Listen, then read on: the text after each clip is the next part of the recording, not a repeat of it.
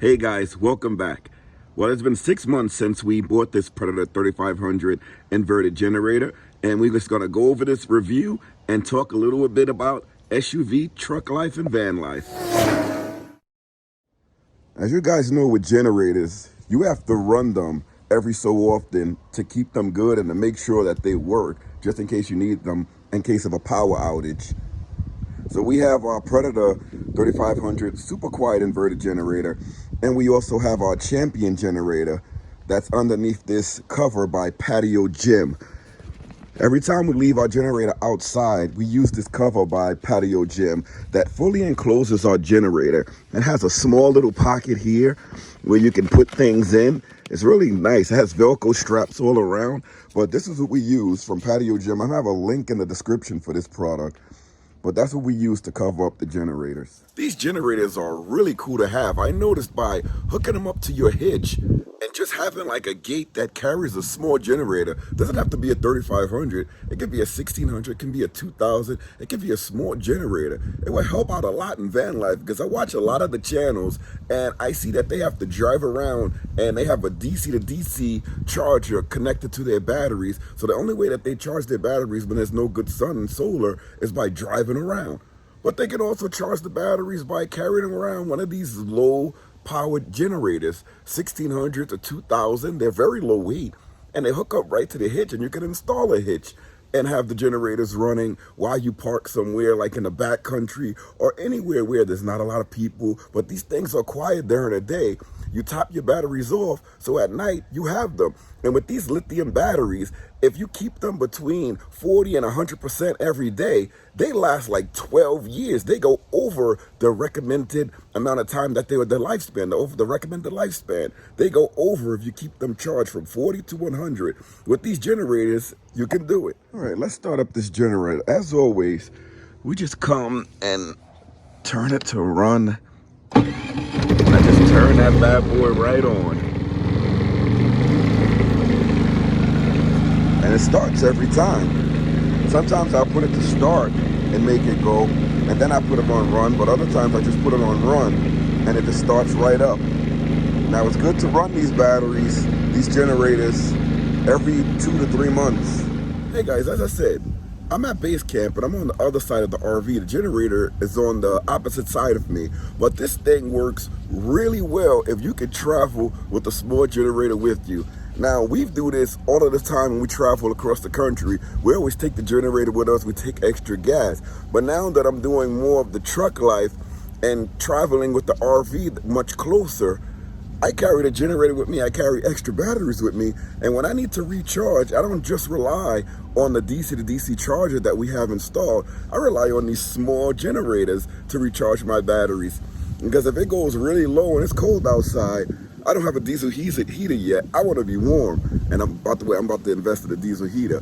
But even that has power coming through. It doesn't take a lot, but you need power to have it. So just to be safe, you can get a small generator, the inverter generator, because it's quiet and it doesn't take up much room, and you can get a hitch installed on your van and put this on the back of the hitch in a box. And whenever you need it, you can plug right in like you at Shore Power at your fingertips, wherever you are, and you can recharge your batteries. And while your batteries are recharging, you can also pump the heat up in your rig. You can watch TV. You can do all of those things that you normally do when you need power and you're off grid.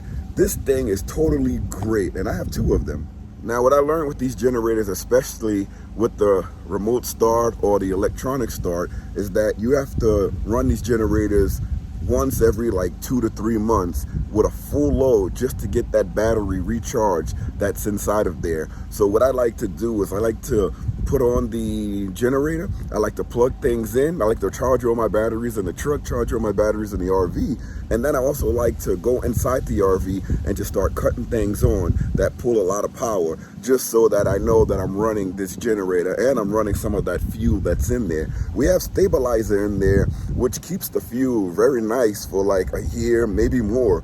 But I've had fuel since last winter that I'm putting in the generator, and I put it in my snowblower, I put it in everything, and that usually lasts for like the next season with that fuel stabilizer.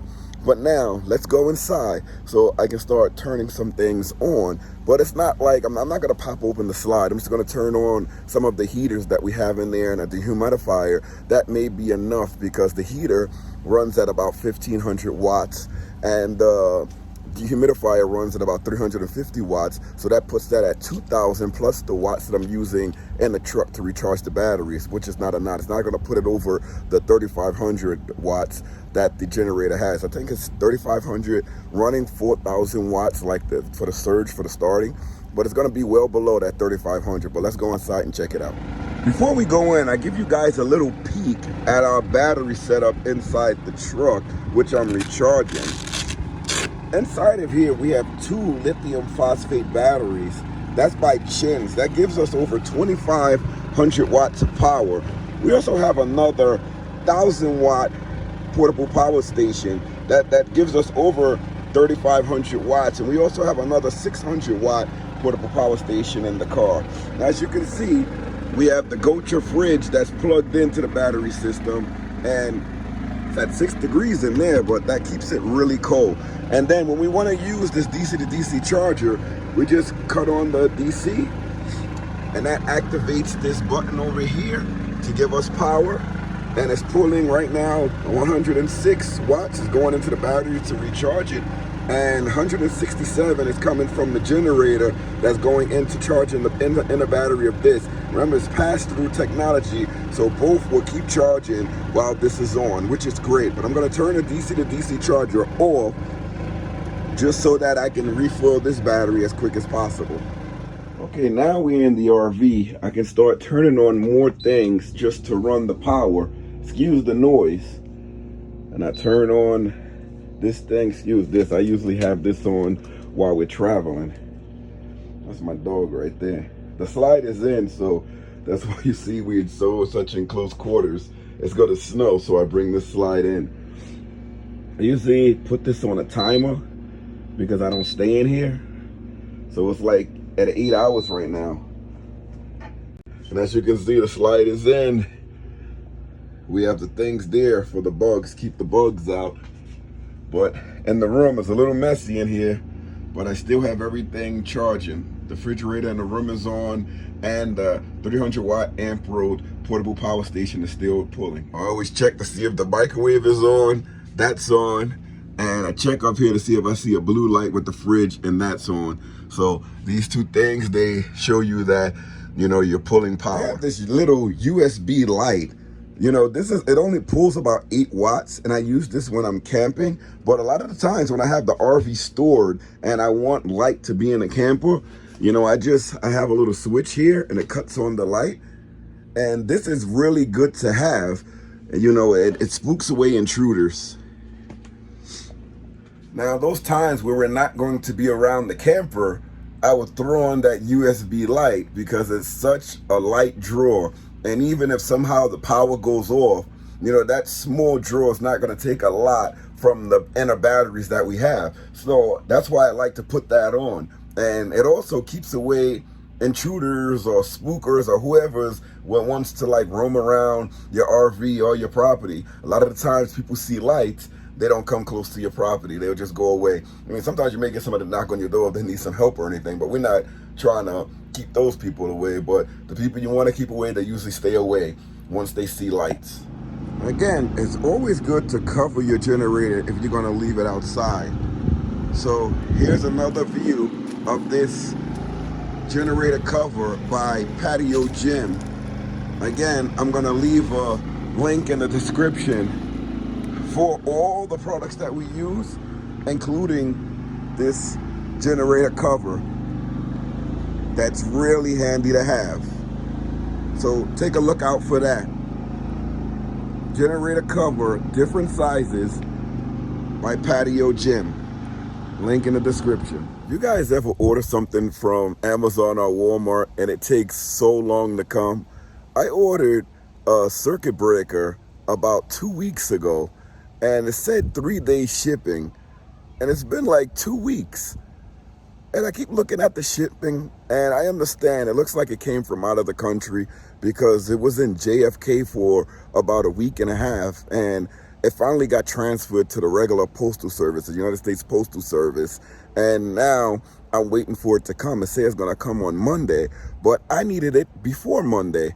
And that's the issue I'm having. The circuit breaker is to go in between the battery and all my devices. It's a 120 amp circuit breaker. I currently have a 30 amp circuit breaker in between the battery and the appliances, but the 30 amp is too small. You know, I try to run a hot plate and I can't run the hot plate. And one of my last videos, I was running a hot plate and a tea kettle and the circuit breaker went off and I didn't know. So I was wondering what was happening, why I had such low power.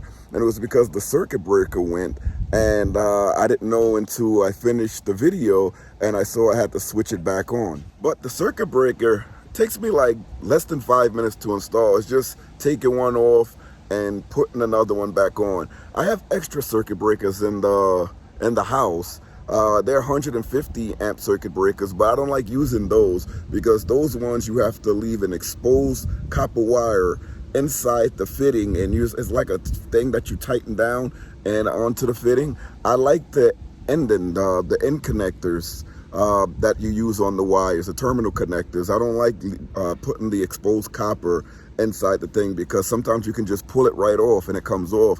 When you put the terminal endings on it, the terminal connectors, it doesn't come off as well because you crimp them on so it doesn't come off. So I like those better, so I didn't put the other ones on that I had that will allow me to use the stuff that we have. So I'm just gonna wait until the other ones come. Should be here in no time. You know, we in base camp. The only thing is we leave base camp on Monday and it comes Monday.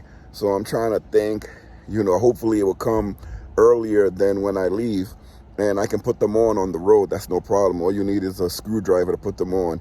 And I like to have electrical tape with me too, just so that I can put electrical tape on the wire endings, so that the ones that are connected to the battery, I don't have to disconnect the battery all the way. I can just put some electrical tape on the endings just in case they touch. But that's for another day. But if they come Monday before we leave, I can do that on the road, so that's no problem. But I need it for Monday. Those are my long days, and I plan on taking the truck because it's going to be snowing. They'll pull it in, 184 watts of power. This thing should charge in a couple of hours. It's at 46% now. It was at like 20-something%. I try to keep it as high as possible, but I didn't have this other charger connected to it, like the high wattage charger. I only had like a low wattage charger. That's this one connected to it. But now this one on the bottom here, this is an additional charger that connects from the back of the power station. It allows it to pull in more power. You can dually charge it to get even more power, where you're charging it from the back and you're charging it from here, and you pull in a lot more power. But we're just gonna keep it like that for a couple of more hours and have it charge up.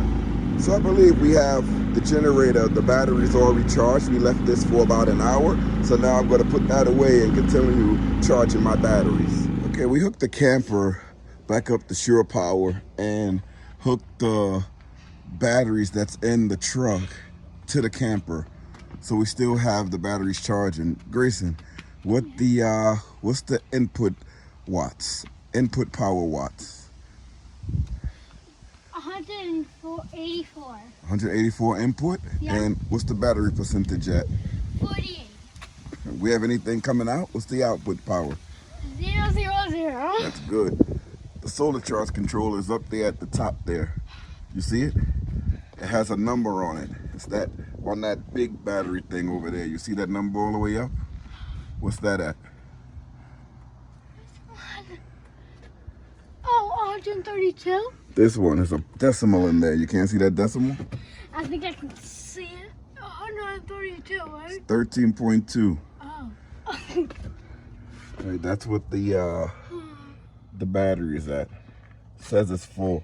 I can put some solar in there to keep it topped off, but I don't want to because it's gonna snow. So we're still waiting for this battery to get tuned up.